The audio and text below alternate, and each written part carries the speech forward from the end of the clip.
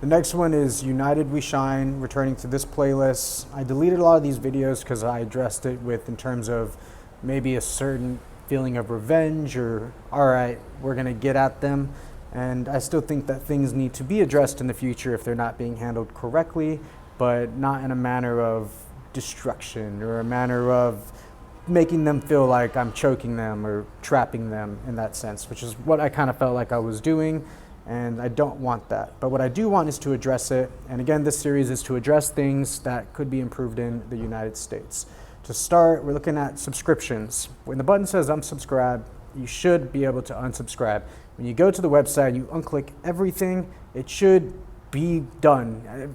In general, the unsubscribe button should be enough through your email, but everyone knows we get blown up by these subscriptions, and that's kind of in my opinion, not okay to have people sign up just for anything in general, just to make sure that they can never escape. And I'm sure there are methods of allowing yourself to get out of it, but it just feels like it's more complicated than it needs to be, especially for people who aren't really having the time or, in a sense, the ability of knowing how to figure out how to get rid of that. And a lot of people are taken advantage of, whether it be spam calls or this method.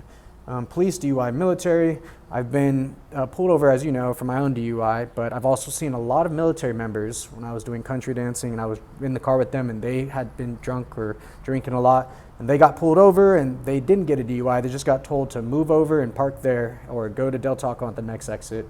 And so I do appreciate our service members, very much so. I love that they defend our country. I appreciate it, just like my grandpa defended our country and I have some other family members. But it's a little hypocritical to try to put one standard over the other. That person could still drive, still kill someone, and still cause a detrimental heartbreak in a family. And so I've heard, it's more than them. I've heard other military members who've gotten pulled over and they were let go for it. And so we should hold a standard to all people, no matter the position that you're in. U.S. trade. This is pretty simple. Look at the times that people say trade will be much better, trade will be much better.